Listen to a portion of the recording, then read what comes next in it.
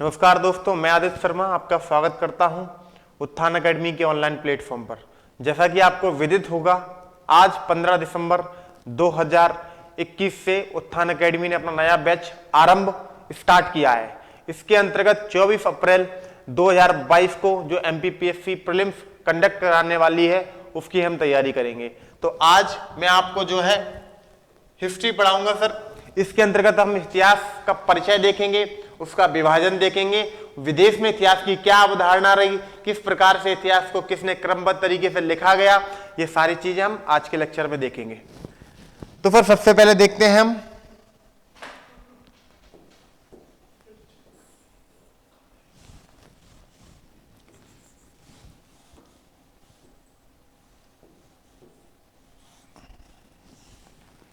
इतिहास।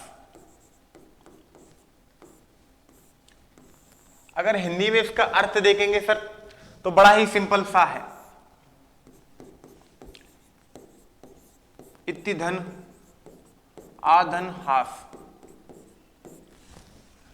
इति का मीस हो ऐसा निश्चित रूप से, ऐसा निश्चित रूप से। आ का मीन्स होता है और सर हास यानी कि हुआ। तो इतिहास का एक जो सामूहिक अर्थ निकल के आता है सर वो है ऐसा जो निश्चित रूप से हुआ हो। यानी कि कोई भी घटना को हम तब तक ऐतिहासिक नहीं बोलेंगे जब तक हमारे पास उसके निश्चितता के जो है हमारे पास प्रमाण ना हो। जैसे अगर हम रामायण को अगर ऐतिहासिक कह रहे हैं तो उसके पीछे हमको एविडेंस पता होना चाहिए। जैसे कि हम जानते हैं, अगर बात हम रामायण की करेंगे तो मैं वर्तमान में हमको राम सेतु एडम ब्रिज जो कि पाक मन्नार की खाड़ी में हमको मिल जाता है। उसके बाद रामायण में जो स्थान उल्लेखित हैं उन्हें आज हम हुबहू देख सकते हैं। जैसे रामायण में बार बार चित्रकूट का विवरण मिलता है और वर्तमान में भी यूपी और मध्य प्रदेश के सतना जिले में चित्रकूट अवस्थित है। ऐसी अगर सर महाभारत की बात करें तो उसको भी तब हम ऐतिहासिक मानेंगे जब उसके हमारे पास एविडेंस होंगे।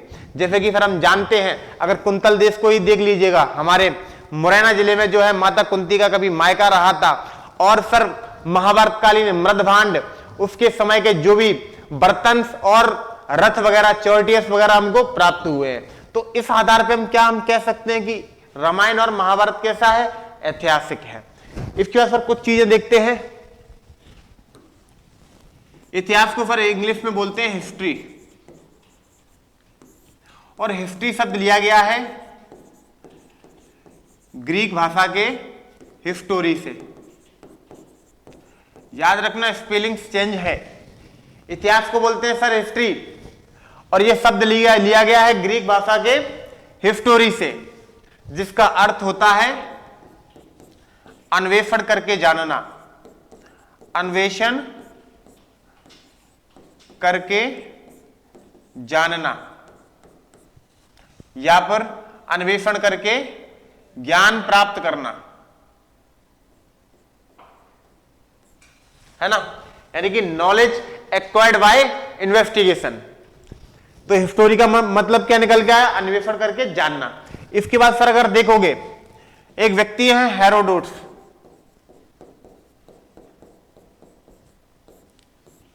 सर ये ग्रीक यानी कि यूनान के जो है एक इतिहासकार है। इन्होंने पहली बार इतिहास को क्रमबद्ध लिखने का जो है प्रचलन आरंभ किया। अगर कभी भी पूछा जाए कि इतिहास को पहली बार क्रमबद्ध किसने लिखा सर, तो हेरोडोटस ने लिखा, और इसी के लिए इनको जो है इतिहास का पिता कहा जाता है। इतिहास का पिता कहा जाता है।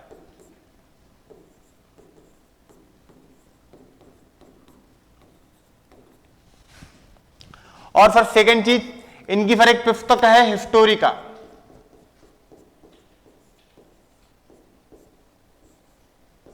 इसके अंतर्गत आप देखेंगे फारस और यूनान युद्ध। क्या? फारस और यूनान युद्ध का वर्णन है। लेकिन क्या हिस्टोरिका हमारे लिए इसीलिए महत्वपूर्ण है कि उसमें फारस और यूनान का जो है युद्ध वर्णन है? नहीं सर, इससे जो एक इंपॉर्टेंट जानकारी मिलती है वो है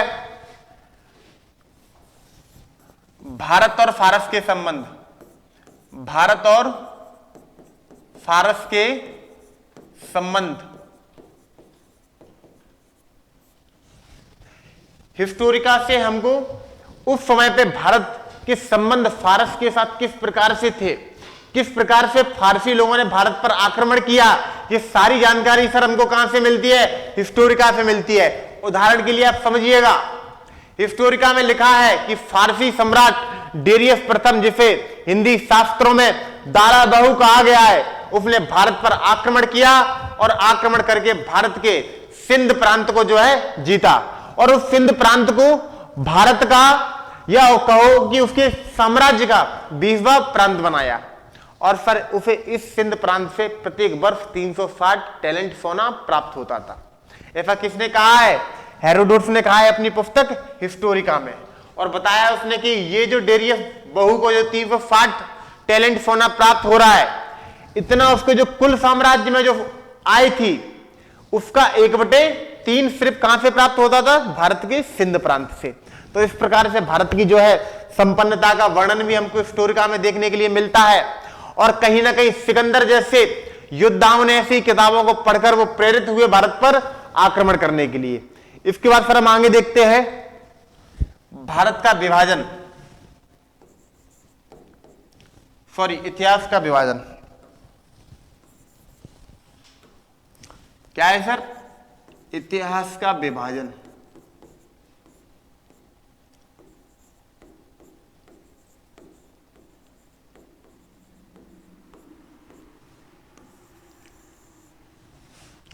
समझिएगा, इतिहास का जो हमारे पास जो विभाजन है वो पहली बात तो लिपि के आधार पर है। किसके आधार पर? लिपि। और लिपि का मतलब होता है भाषा को लिखने का तरीका, भाषा को लिखने का तरीका। समझिएगा सर, मान लीजिए हिंदी क्या है? एक भाषा है। जैसे राम क्या है? एक भाषा का शब्द है।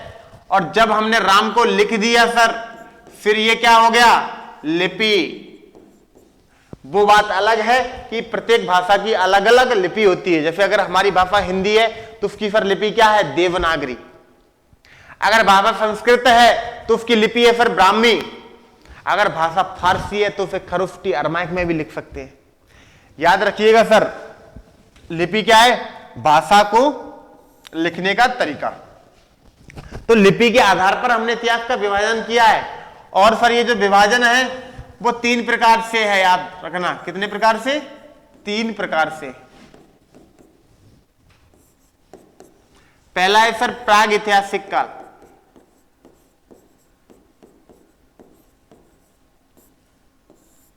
प्राग ऐतिहासिक काल, इसको बोलते हैं सर प्री हिस्टोरिक एज।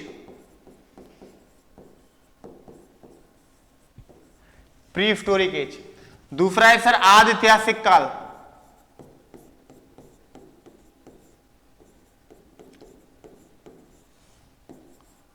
आदि ऐतिहासिक काल, इसको बोलते हैं सर प्रोटो हिस्टोरिक।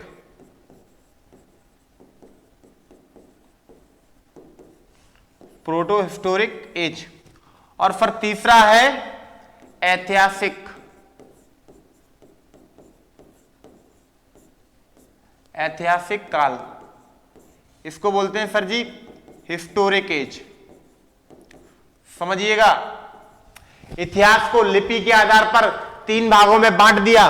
पहला है प्राग ऐतिहासिक काल, दूसरा है आदि ऐतिहासिक काल, और तीसरा है सर क्या? ऐतिहासिक काल। ये किसके आधार पर बांटा है सर? तो याद रखना, लिपि के आधार पर।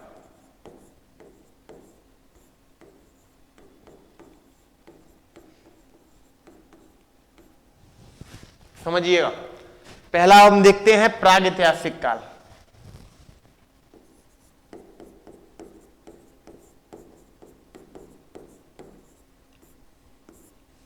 प्राग ऐतिहासिक काल।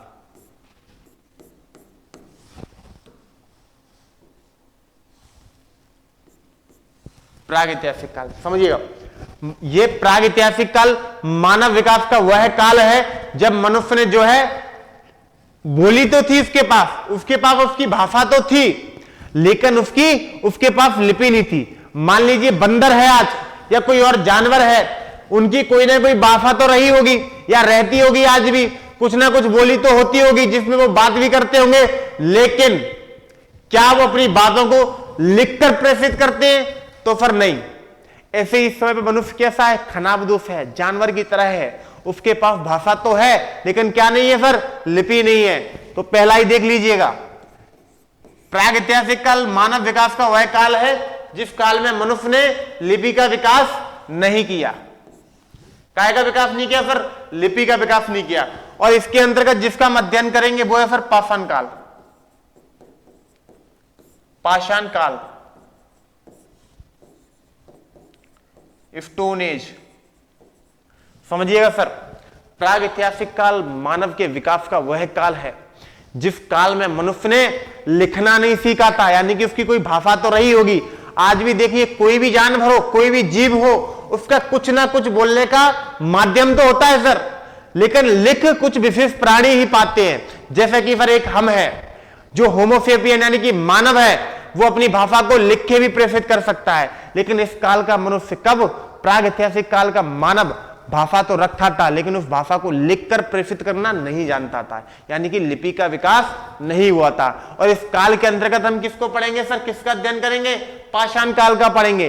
पाषाण काल वह काल जिस काल में मनुष्य ने पत्थर के उपकरणों का प्रयोग किया। उसके बाद सर हम नेक्स्ट पार्ट देखते हैं, आदि ऐतिहासिक काल।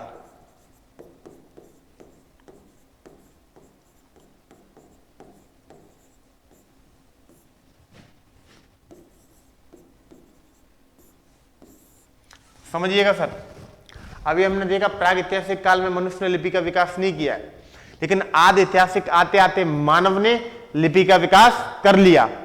लेकिन उनकी लिपि क्या रही होगी या उनकी लिपि क्या थी, इस बात की जानकारी हमको जो है आज नहीं मिलती है सर।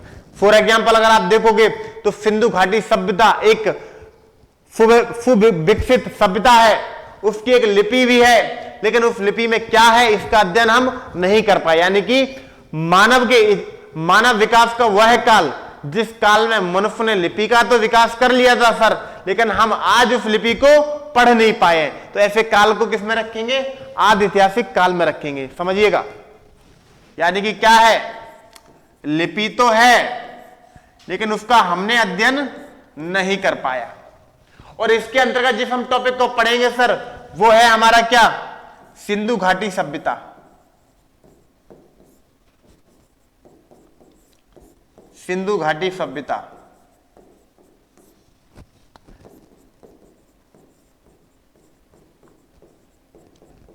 इंडस वैली सिविलाइजेशन, यानी कि मानव विकास का वह काल जिस काल में मनुष्य ने लिखना तो सीख लिया था, लेकिन उसने उस समय पर क्या लिखा ये हम आज पढ़ने में सफलता हासिल नहीं कर पाए हैं। इसके बाद सर हम इतिहास का तीसरा पार्ट देखेंगे,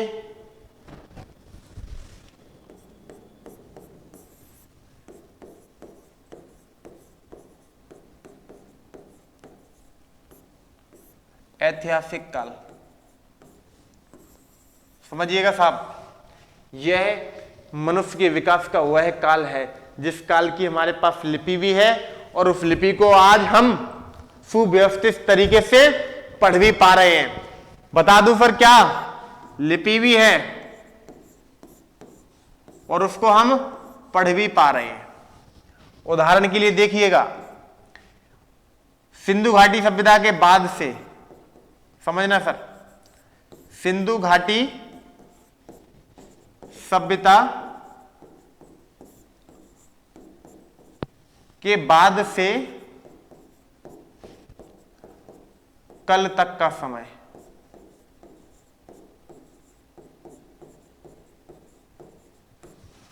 यानी कि जो भारत का वास्तविक इतिहास है हम उसे किस काल के अंतर्गत अध्ययन करते हैं?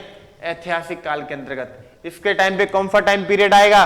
तो फिर सिंधु सभ्यता के बाद की जितनी भी घटनाएं हैं और कल तक की जो भी घटनाएं घटित हो रही हैं, उन सारी की सारी घटनाओं का अध्ययन हम किसके अंतर्गत करेंगे सर? ऐतिहासिक यानी कि हिस्टोरिक एज के साथ। तो फिर एक बार फिर से देखना, इतिहास का विभाजन हमने लिपि के आधार पर जो है 3 भागों में किया। पहला था सर प्रागैतिहासिक काल, दूसरा था आदिऐतिहासिक काल और तीसरा ऐतिहासिक काल। प्रागैतिहासिक काल में मनुष्य ने क्या किया था सर? लिपि का विकास नहीं किया था। और फिर आदिऐतिहासिक काल में क्या? लिपि का विकास कर लिया था, लेकिन हम उनकी लिपि को पढ़ नहीं पाए थे। और ऐतिहासिक काल में क्या था सर? लिपि भी थी उनकी और आज हम उसको क्या पढ़ भी पा रहे हैं। प्रागैतिहासिक काल के अंतर्गत हमने क्या देखा? पाषाण काल को पढ़ेंगे हम, पाषाण काल। और फिर आदिऐतिहासिक काल के अंतर्गत किसको? सिंधु घाटी सभ्यता।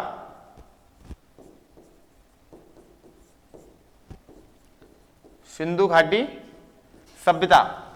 और ऐतिहासिक काल के अंतर्गत सिंधु घाटी सभ्यता के बाद से कल तक का है ना।